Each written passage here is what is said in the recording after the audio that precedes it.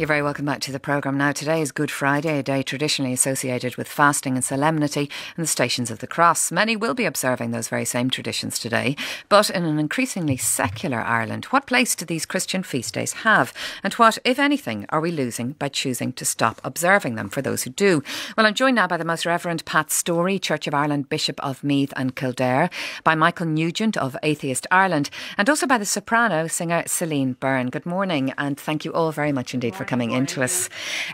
Pat Storey, I'll start with you first of all. I mean, today is the most solemn day in the Christian calendar. What's going to be happening in churches across the country? Well, it's going to vary, I think, because there's a mixture of, there's some services for children this afternoon that I know of.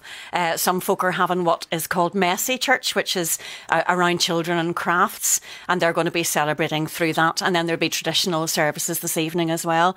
You've quite a mix of people in, so I imagine people will be doing different things. But for the Church of Ireland folk, mainly a service this evening to really celebrate the cross. What's it mean to you today? What it means to me really is it's still the central focus of Christian faith, and for me it's still that symbol of the bridge between God and us, that the cross is actually the place where we got access to a friendship with God. And I suppose to me it's still that central symbol of faith, that we can have a relationship with God, forgiveness, security for the future, and I think it's still a symbol of hope. A symbol of hope, and yet it's a day of sacrifice in many ways. I mean, explain to me how it is that link between us and God. Yeah, because I think the hope is that Jesus sacrificed himself for us so that we could have, as I said about that bridge, in terms of that's how we get to a relationship with God, is through the sacrifice of Jesus. And I mean, it's very hard to explain it without jargon, and I'm really aware of that. But to me, it really is a symbol of hope, because Jesus did die so that I could be forgiven, and because I believe that, and many Christians believe that, it is a really hopeful symbol, even though it's a very solemn day as well. And coming into then the resurrection on Sunday, of course. Exactly, yes. There used to be a preacher that used to say, it's Friday, but Sunday's coming. And I suppose that's what Christians believe. You know, this is Good Friday, but we're looking towards Sunday, and we're looking towards the hope of Jesus rising from the dead and all that means as well. And well, Michael Nugent, to bring you in, your Atheist Ireland is your organisation. What does Good Friday mean to you? Well, it's just another day, really. I mean, all of these Christian festivals, the main ones, are essentially old human pagan festivals. They're celebrating the turn of the season. This one is particularly the fertility rites of the spring. And what Christianity did was quite successfully hijack these by adapting their own festivals to these so that people could convert to Christianity without losing their own festivals. But if you look at the central claim of the Easter festival from a Christian perspective, which is the resurrection of Jesus, which is central to Christianity, I mean, the stories in the Bible about that are completely contradictory. The resurrected Jesus appears to nobody in the Gospel of Mark, appears to 2 people in Matthew, 3 people in Luke, and 4 people in John. In Paul, he appears to 500 people at the one time. None of the Gospel writers seem to know this, and all of these, the whole idea of the resurrection being special is contradicted by the fact that there's about a dozen stories of different people being resurrected from the dead in the Bible, including on the time that Jesus died. Countless saints are supposed to have risen from their graves and walked zombie-like through the streets of Jerusalem greeting people. But I suppose, Michael, does any of that matter? Religion is about faith. It's not about accuracy in documents that were written well over 1,000, nearly 2,000 years ago. I think you're exactly right, and that's the problem, that we shouldn't be depending on faith for our life views. And I would say that about secular things as well. We shouldn't have faith in communism. We shouldn't have faith in the unregulated free market. I think if you approach anything significant on the basis of faith, which is believing things disproportionately to the currently best available evidence, that causes problems. The difference between secular faith and those type of things and religious faith is that with secular faith, things eventually bump into reality and you notice that they're not working, and so you have to change. Whereas religion hides its testability in an imaginary afterlife, and so it manages to continue its faith in a way that other faiths don't. Bishop Pat Storey, can I bring you, Celine, we'll talk to you in just a moment, but can I bring you back in on that? I'm blown away by these conversations that, I from my point of view, I know, sorry, I don't mean to cut in front of you, but we're not here to discuss whether Christianity exists or not. We're not here to talk about whether God exists or not. The way I feel about my faith is not, okay, I was baptised a Catholic, but then I went for my search of Jesus because I didn't get enough from going on a Sunday and learning about Jesus. I found Jesus my own way. I studied with Christians. I even studied with Jehovah's Witnesses, which then I went to confession about, because in the Roman Catholic Church you have to confess these sins. But so you went searching. I went searching for Jesus, and I can tell you this, whether you have faith in this or faith in that, or whether you believe in this, I'm well aware that Jesus wasn't born at Christmas, but I celebrate Christmas. And I have children and I have Santa Claus. So I have both. Okay, and also with regard to the fact that Jesus was born at a time of harvest and not at Christmas, but because there was the pagan Yuletide there, that's where we put Christmas. I'm well aware that Christianity was put in position of pagan rituals that were already there to abolish paganism. I'm well aware of that, and most Christians should be, because they should know about their religion. But the fact of the matter is, example, what is a breeze? What is wind? Has anybody seen wind? What does wind look like? What is the colour of wind? There is no a scientific answer. explanation for wind, though. We know what it is. But there is no, you don't actually see the physical wind. What you see is that you see its effects. So you see the trees blowing in the wind. Yeah, and that's what I see faith as, because Jesus has touched my life. I have a personal experience of what it's like to have religion in my life, and not just get up in the morning and pray. I actually felt something. I felt the Holy Spirit. Celine, can I ask you? That's a difference. I actually have felt it. Have you chosen to have faith, or do you believe you had no choice? That faith, I didn't have a choice. It's a truth. Of course, I didn't have a choice when I was a baby. I didn't have a choice. But you do have a choice now. I do have a choice now. So you could, say, examine Allah and see if Allah stands up to the same criteria. No, as Jesus I said yesterday to the researcher, I read some teachings of Buddha, and I find them very interesting and lovely. But then I have to go against that in my own faith, because I'd be breaking the first commandment. And as a Roman Catholic, I feel very strong about my faith. This is the thing that's quite significant about that, though, is that, let's say you're thinking about the wind and the effects of God. You see the effects of God rather than seeing God. Personally, personally, yeah. Now, I would think that would have some validity if everybody was seeing the same effect. But the fact that different people are seeing different effects seems to suggest that it's happening in your mind rather than in reality. But Michael, does it matter? If a person chooses to have faith, if a person finds faith is an addition to their life, if they choose to believe in a religion and follow a religion, does it matter? I think it does, because it affects your behaviour, and then your behaviour has an effect on society. And if you look at secular societies compared to religious societies, people in secular societies, loads of research on this, in secular societies are less dogmatic, less authoritarian, less racist, less sexist, less homophobic. I'm so There's sorry. less abortion, there's less murder.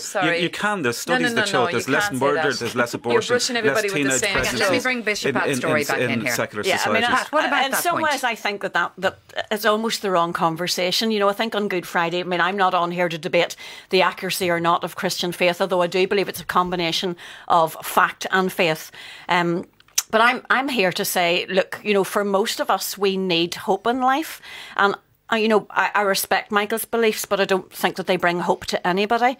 And so I would say that for me, I've been on a personal journey too. I wasn't brought up in a church home at all. So I probably had a different upbringing from both Michael and Celine. I came to faith as an adult. How did you come to faith? I came to faith really through friends and from reading scripture, from a committed Christian who was a very good friend. Then I started to read the Gospels, and to be honest, it was about the personality of Jesus jumped out at me, and I decided two things. I decided it was true, so that's the fact bit. And I also decided that if it was true, I needed to give my life to it. And that was the faith bit. And that's what I've done ever since. I was 19 at the time. I'm much older now.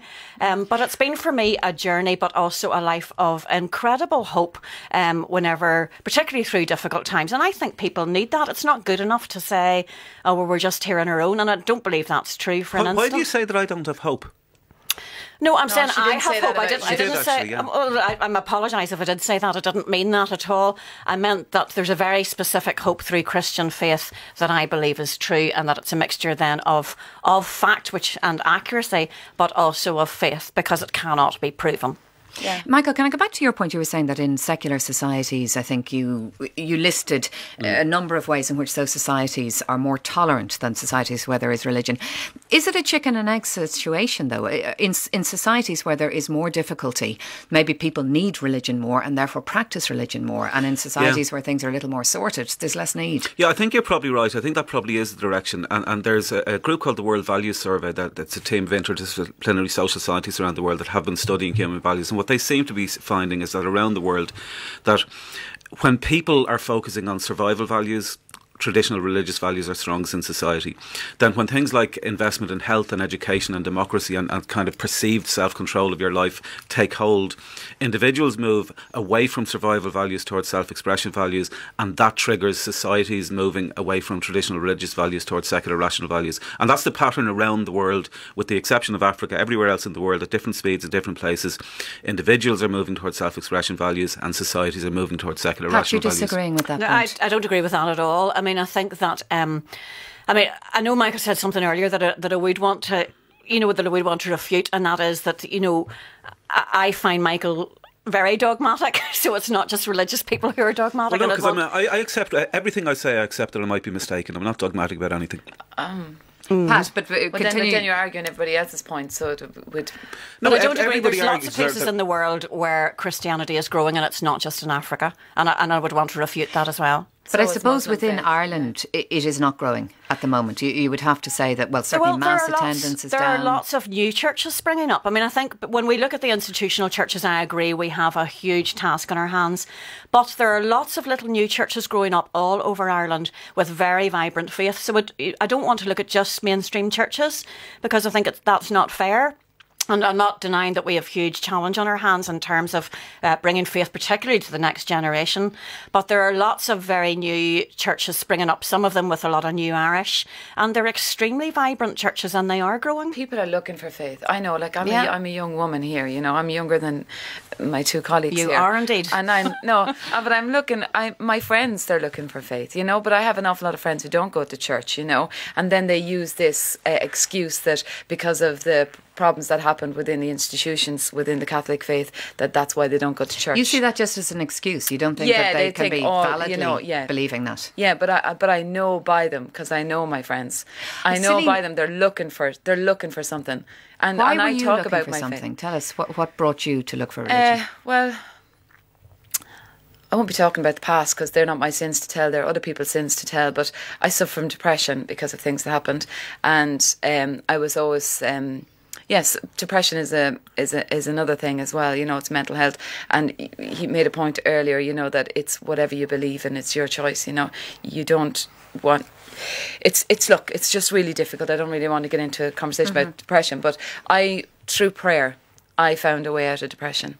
I believe that cast your burdens onto Jesus. I wake up every morning, and to know and to feel that there's somebody there, that I can wake up in the morning, and if I have my problems, I'll just cast them onto Jesus. And like today, we have to remember this is Good Friday, Stations of the Cross. And I think always of Jesus' cross, and everybody has a cross to bear in life.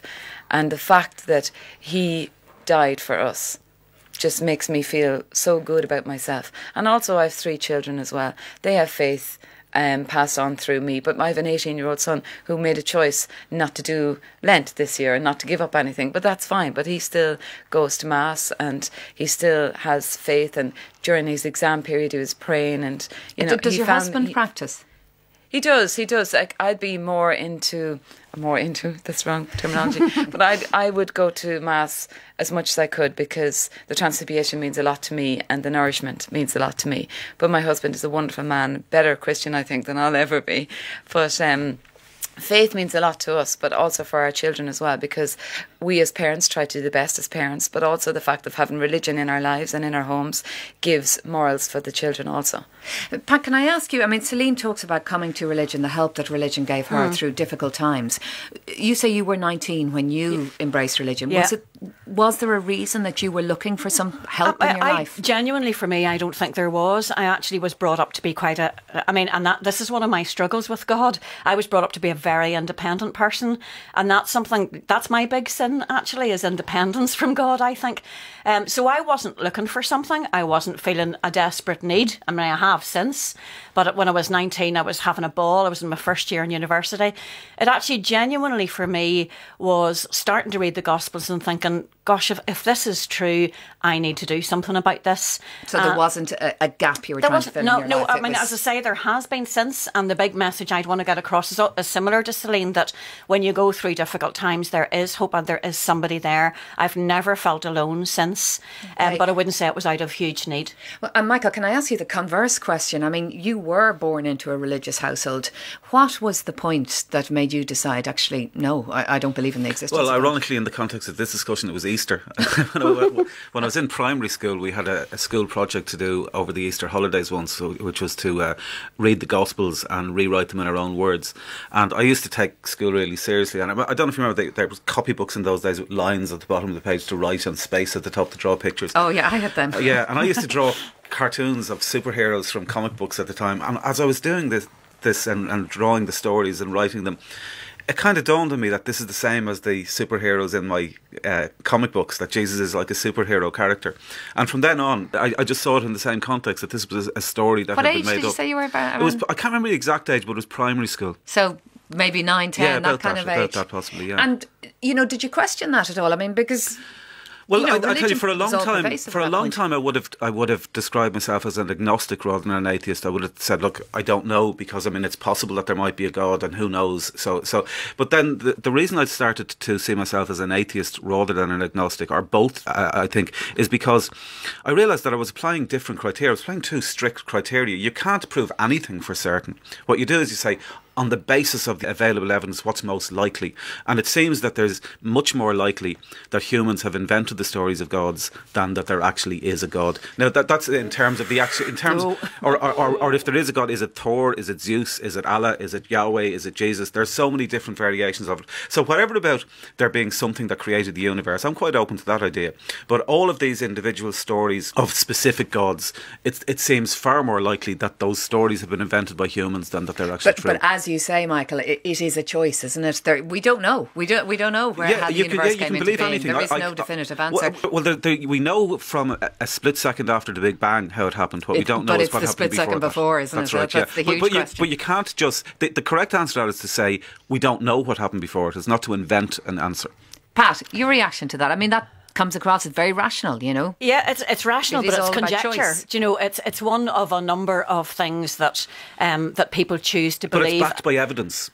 Well, so's Christianity, I believe. No, it's not. Well, I totally refute that. Christianity well, I discussed that at the start of the programme. Hang on, Michael, let Pat come back in. I mean, apologies. I believe it's based on evidence. I really do. I don't believe that you can that you can say conclusively, but that's where faith comes in. But I think it's absolutely rational and believable, and that's probably where I would disagree with Michael, is that, I don't think there was a split second before the Big Bang and that's how it all happened. I believe that there's a creator behind it all, and that actually on Good Friday, that is who we're worshipping. Do you believe that there is the freedom to choose not to believe in religion? Of course I do. Of course I do. Do you believe the dead arose and appeared to many when Jesus died? All these countless saints coming out of the graves of Jerusalem. Listen, I have seen miracles. I have been in Medjugorje. I have seen ill children, and I have seen miracles. A miracle happened in my life. I don't suffer from depression anymore. My mind is clear, and I wake up every morning happy and full of joy because I believe in God and I believe in His Son, Jesus On that Christ. note, we're going to have to leave it. Amen. It's 11 o'clock. Thank you all very much indeed for coming in to us this morning. Celine, Byrne, Pat Storey and Michael Nugent. And have a lovely Easter, all of you.